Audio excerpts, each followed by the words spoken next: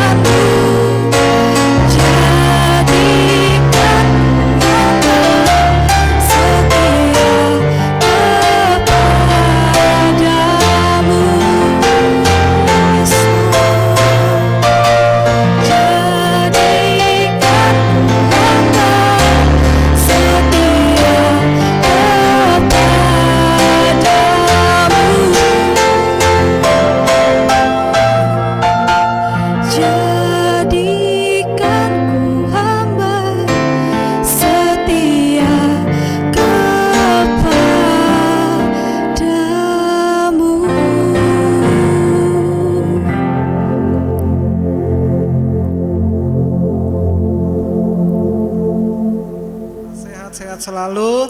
Selamat pagi kami ucapkan dari tempat ini. Sebentar kita akan mendengarkan perenungan firman Tuhan yang akan saya ambil dari Mazmur 73 ayat 1 sampai dengan 9 saudara, di mana firman ini akan memberkati kehidupan saudara. Tema pagi hari ini sama-sama kita mau merenungkan tentang yang artinya mengenal Tuhan dengan benar. Mari kita mulai pembacaan firman Tuhan ini dari Mazmur 73 ayat 1 dengan 9. Mazmur Asaf. Sesungguhnya Allah itu baik bagi mereka yang tulus hatinya, bagi mereka yang bersih hatinya. Tetapi aku sedikit lagi maka kakiku terpleset, nyaris aku tergelincir, sebab aku cemburu kepada pembual-pembual. Kalau aku melihat kemujuran orang-orang fasik. Oke.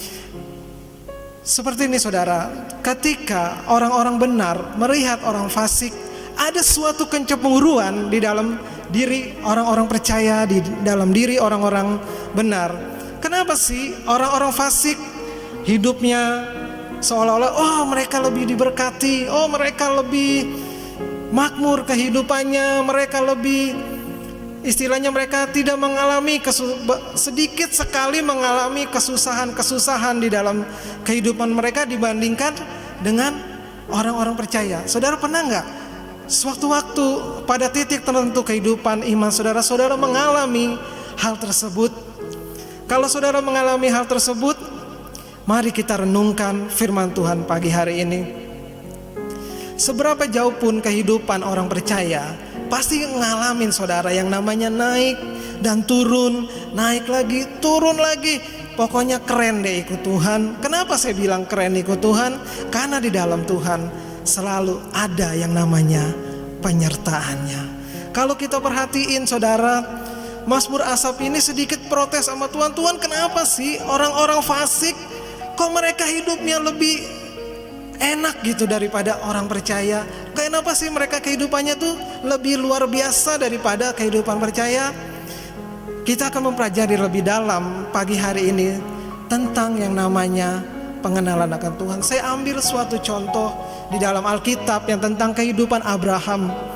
Abraham dipanggil keluar dari Ur Kasdim untuk menerima pengenalan akan janji-janji firman Tuhan. Waktu Abraham melangkah, Abraham gak tahu saudara di mana dia harus melangkah. Dia gak pernah tahu apa yang Tuhan tuh gak kasih tahu sama Abraham. Abraham, habis dari ini kamu ke sini, habis dari ini kamu ke sini, habis dari ini kamu ke sini. Enggak saudara. Tapi Tuhan cuma bilang sama Abraham, pergilah ke tanah yang akan aku janjikan kepadamu. Di situ ada suatu pelajaran buat kita sebagai orang percaya. Kita melihat Tuhan dengan pola pandangnya Tuhan, bukan pola pandangnya kita saudara. Kalau kita melihat janji Tuhan melalui pola pandang kita gagal paham. Kalau kita melihat pola pandang melalui jalan dan aturan dan pikirannya Tuhan, kita akan menemukan tanah perjanjian itu. Abraham gak tahu di mana dia harus melangkah.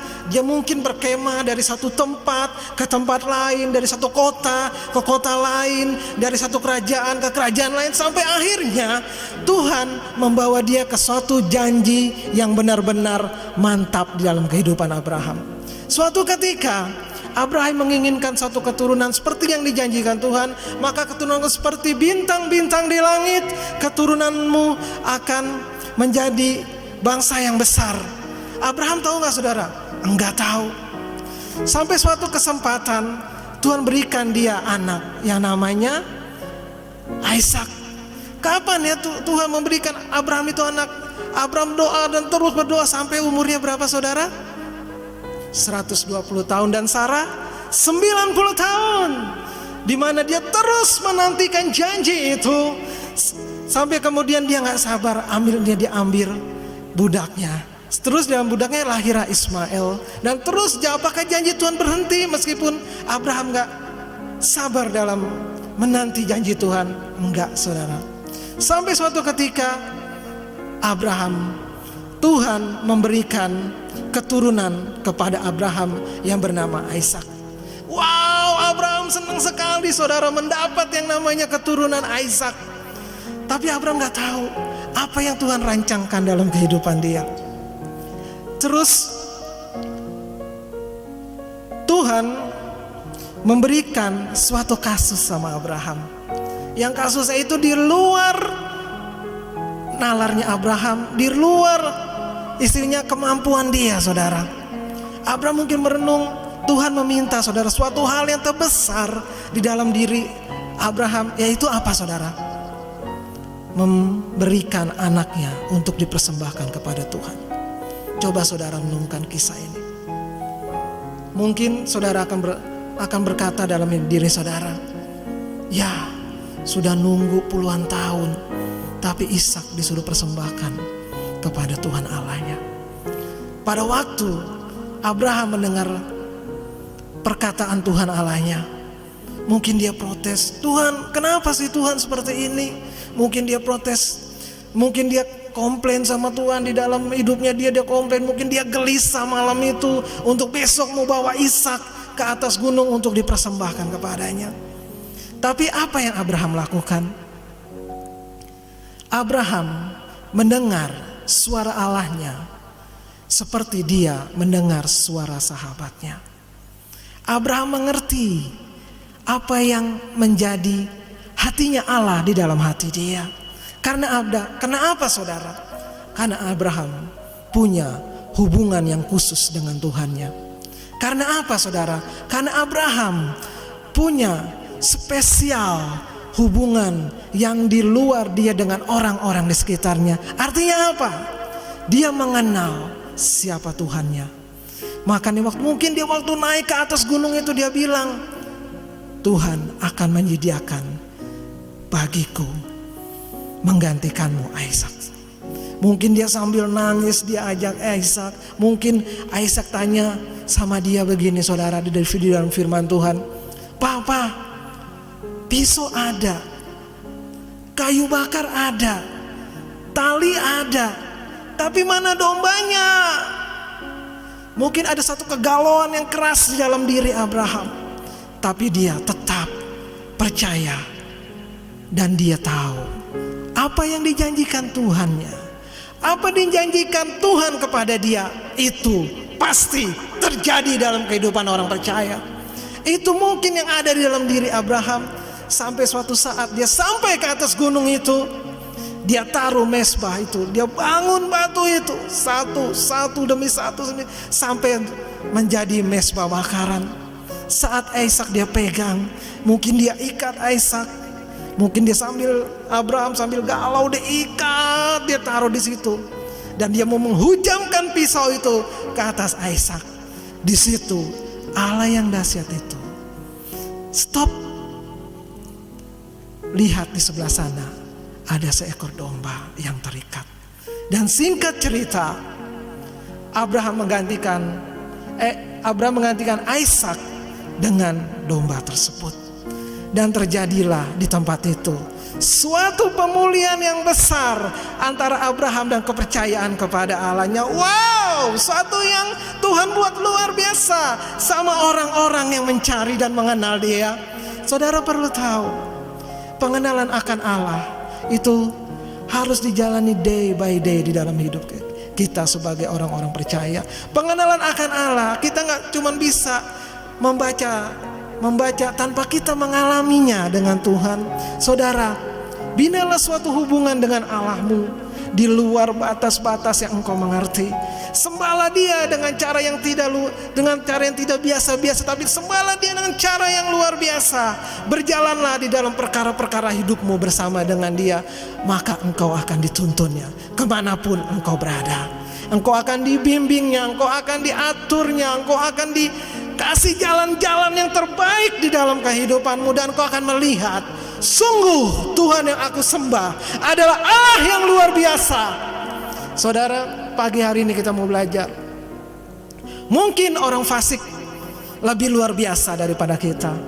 Karena di Mazmur Asaf dibilang, oh mereka gak mengalami pergumulan manusia, mereka gak mengalami apa yang diderita oleh orang percaya, mereka gak mengalami hal yang lebih berat daripada orang percaya. Tapi saya mau katakan dari tempat ini, kesuksesan bagi orang fasik, kecerobohan mereka, kecongkakan mereka, kejahatan mereka adalah kebinasaan bagi mereka. Beda sama orang benar, beda sama orang percaya. Waktu orang percaya mengerti akan yang namanya janji Tuhan, pada waktu orang percaya mengerti apa yang namanya perkenanan Tuhan dalam hidup dia akan menerima yang namanya glory. Dia akan menerima yang namanya kemuliaan. Dia akan menerima yang namanya perkenanan. Dan itu terus mengikuti kehidupannya hari demi hari, sampai dia mengalami suatu pemulihan yang besar dan dahsyat dalam kehidupannya. Saudara ingat pada waktu Nabi Elia mengadakan KKR besar, dia membunuh 400 Nabi Baal. Setelah itu apa yang dialami? Elia ketakutan, cuma diancam sama yang namanya Tante Batseba, saudara. Diancam, Elia takut sampai dia pergi sungai Kerit, di situ dia berdiam. Di dalam ketakutan dia, di dalam kelemahan dia, apa yang Tuhan buat dalam kehidupan Elia? Elia, makan, ikatlah pinggangmu dan berlarilah. Maka dia mengikat pinggangnya dan dia berlari. Dan dia mengalami sesuatu yang namanya kemenangan besar dalam kehidupannya. Saudara tahu, orang percaya itu disertai Tuhan. Orang percaya itu dilindungi Tuhan. Orang percaya hidupnya dipagari oleh Tuhan. Saudara ingat kisah tentang Ayub. Waktu dia mengalami semuanya, semua orang mengutuki dia, semua orang mencomoohi dia, istrinya pun mencemooh dia, terus mencemooh dia. Hari demi hari Ayub katakan, engkau seperti orang gila. Ayub berkata pada dia, engkau seperti orang gila. Apa kau mau menerima yang baik saja, yang buruk engkau tidak mau terima? Tapi ingat satu hal, kata Tuhan yang luar biasa pada iblis pada waktu itu untuk menjamah Ayub. Kau boleh jamah tubuhnya, kau boleh jamah hatinya, kau boleh jamah seluruh segi kehidupan Ayub, tapi engkau tidak bisa menjamah rohnya. Wow, ini suatu yang luar biasa saudara, yang Tuhan kasih perlindungan sama orang percaya. Perlindungan yang sempurna, perlindungan yang sangat terberkati oleh perlindungan Tuhan. Dan iblis tidak bisa menjamah kehidupan Ayub, dan dia tidak ditetapkan untuk menjadi orang yang binasa. Sampai satu ketika Tuhan memulihkan kehidupan Ayub. Itulah Tuhan saudara dan Tuhan saya. Jangan lihat orang fasik saudara. Orang fasik, kesuksesan mereka, kegemilangan mereka, apapun yang mereka perbuat untuk mencemooh orang percaya, ujung-ujungnya adalah kebinasaan. Ujung-ujungnya adalah penghukuman yang kekal. Ujung-ujungnya adalah penghakiman yang kekal. Beda sama kita. Kita dibawa kepada suatu kemuliaan, ke kemuliaan berikutnya, ke kemuliaan yang berikutnya. Saudara, pada waktu engkau mempunyai suatu relationship, hubungan yang indah dengan Tuhanmu, engkau akan menjadi terang. Di mana ada terang, di situ kemerdekaan akan ada. Perhatikan baik saudara, di mana ada terang, kemerdekaan itu akan ada di dalam kehidupan orang percaya. Dan engkau akan menjadi berkat dimanapun kau berada. Di mana ada engkau, kegelapan akan sirna. Di mana ada engkau, kuasa Tuhan dinyatakan. Di mana ada engkau, banyak orang diberkati. Saudara, saya juga teringat akan pelayanan pada Rasul Paulus, saudara. Di mana Rasul Paulus menulis seperti ini. Sebentar saudara ya, saya bacakan. Filipi 3 ayat 7 sampai 8. Firman Tuhan katakan demikian, tetapi apa yang dahulu merupakan keuntungan bagiku, sekarang ku anggap rugi karena Kristus. Saudara, seperti ini. Orang percaya hidupnya akan berbuah. Benar. Kalau orang percaya hidupnya nggak berbuah, dipertanyakan saudara, kenapa orang percaya itu hidupnya nggak berbuah? Kalau dia hidupnya nggak berbuah, dia belum mempelajari Allahnya, dia belum mengenal arahnya, dan dia hanya sebatas pengetahuan saja. Suatu kebaikan di dalam diri orang yang bertobat, orang yang percaya adalah dia punya hubungan yang istimewa dengan Tuhannya. Dia punya Dia ingin sekali punya kerinduan untuk mengenal Tuhannya dan mengalami perkenanan-perkenanan Tuhan, dan mengalami bimbingan-bimbingan Tuhan, dan mengalami tuntunan-tuntunan dari hari ke hari, sampai dia merasakan itu. Tuhan, terima kasih, hari ini Engkau meluputkan aku dari hal ini. Tuhan, terima kasih, hari ini Engkau membela aku dari hal ini. Tuhan, terima kasih, hari ini penyakitku disembuhkan. Tuhan, terima kasih bahwa hari ini aku boleh menjadi saksi dan berkat bagi banyak orang. Saudara, itulah orang percaya yang hidupnya makin hari makin diperbarui oleh Roh Kudus. Hidupnya yang makin hari makin dikuatkan. Hidupnya yang makin hari makin menjadi berkat. Di mana ada dia, banyak orang dikuatkan. Di mana ada dia, banyak orang mendapat berkat. Di mana ada dia, banyak orang boleh mengenal, oh, dia sangat diberkati dan diurapi. Oke, kita lanjut lagi. Matius 7 ayat 20 sampai 23. Jadi buahnya lah kamu mengenal mereka. Bukan setiap orang yang berseru kepadaku, Tuhan, Tuhan, akan masuk ke dalam kerajaan sorga, melainkan dia yang melakukan kehendak Bapakku yang di sorga.